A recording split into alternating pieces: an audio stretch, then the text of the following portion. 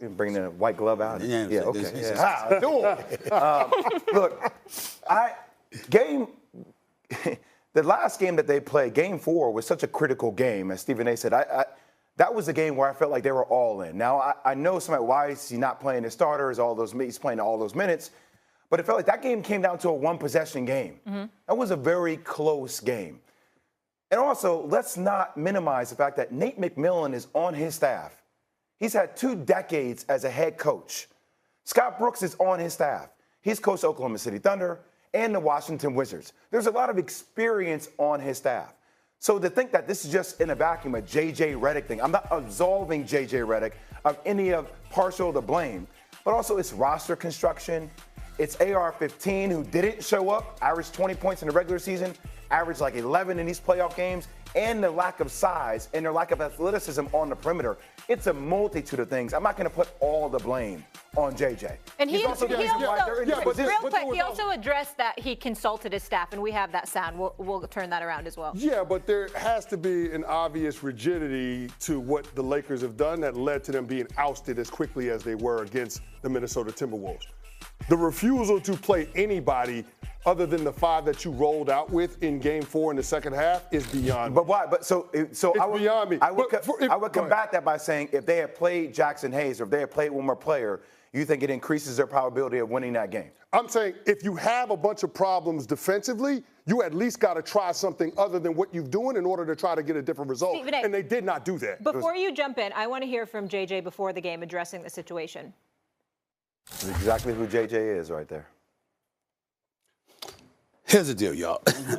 let me try to help people out when it comes to J.J. Redick. Okay, let me try to help people out. You know, we've had the pleasure of working with, and it was great to see him.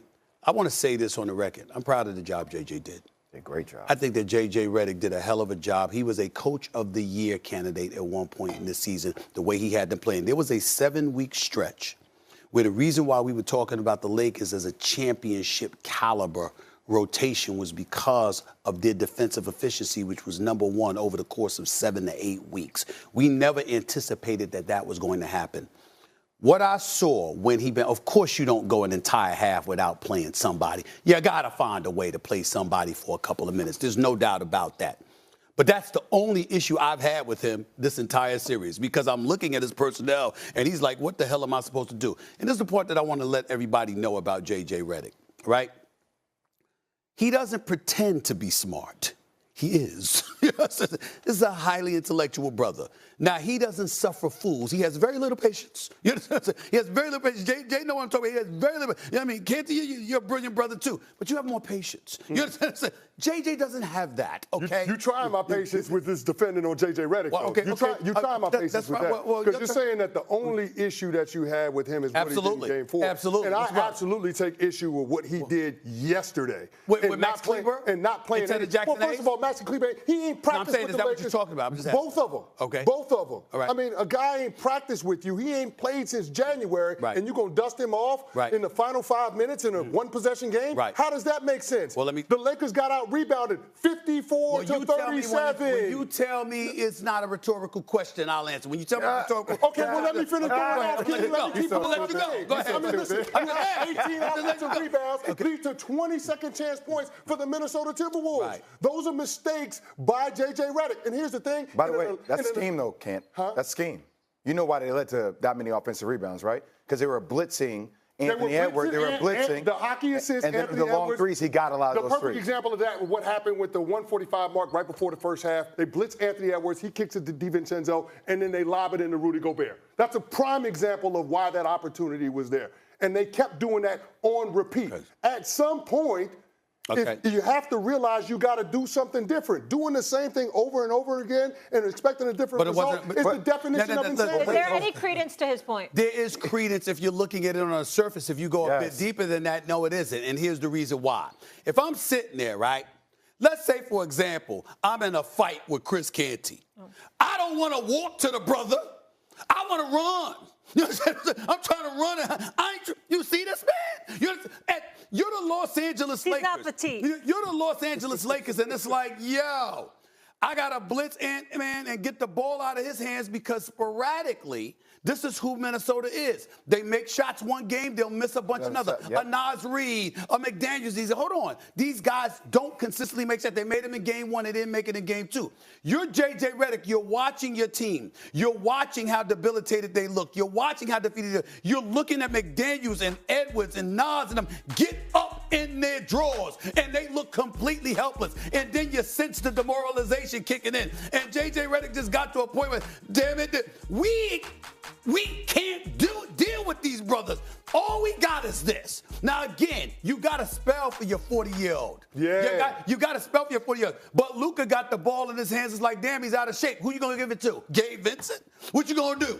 You can't. But Can't so much TJ you respond could do. quickly, and then I want to get into I'm not saying that there are a lot of good answers, but you can stagger minutes between LeBron and Luka Doncic. You can have a scenario where you don't have three guys out there that are seemingly defensive liabilities. Right. I'm saying that's the issue. By the way, Jay, final word here. You could look down the bench and say, who am I putting in? No, Jay, I'm with you 1,000%. But you got to try something else. What do you got to lose in an elimination game at home? And here's the thing: the game last night was a lot closer than it should have been.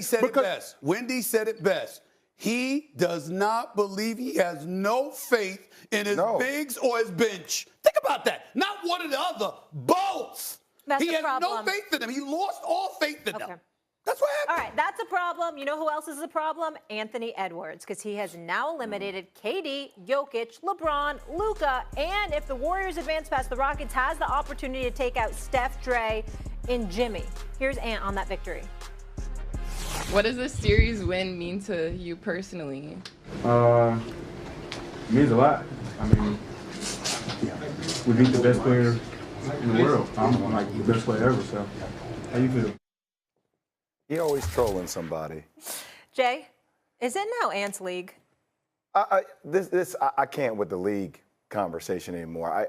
Has the torch passed? I'll put it to you that way. I think Ant is proving that what we value on being both sides of the ball is different. Last night he was over 11 from the three-point line, but he impacted the game defensively. He got 11 rebounds. He had 8 assists. He had 3 steals. So, bring the white glove out. Yeah, okay. Look, the last game that they played, Game 4, was such a critical game. As Stephen A. said, that was a game where I felt like they were all in. Now, I know somebody, why is he not playing his starters, he's playing all those minutes, but it felt like that game came down to a one-possession game. That was a very close game. And also, let's not minimize the fact that Nate McMillan is on his staff. He's had 2 decades as a head coach. Scott Brooks is on his staff. He's coached Oklahoma City Thunder and the Washington Wizards. There's a lot of experience on his staff. So to think that this is just in a vacuum, a J.J. Redick thing, I'm not absolving J.J. Redick of any of partial to blame, but also it's roster construction. It's AR-15 who didn't show up, averaged 20 points in the regular season, averaged like 11 in these playoff games, and the lack of size and their lack of athleticism on the perimeter. It's a multitude of things. I'm not going to put all the blame on JJ. And he also also addressed that he consulted his staff, and we have that sound. We'll turn that around as well. Yeah, but there has to be an obvious rigidity to what the Lakers have done that led to them being ousted as quickly as they were against the Minnesota Timberwolves.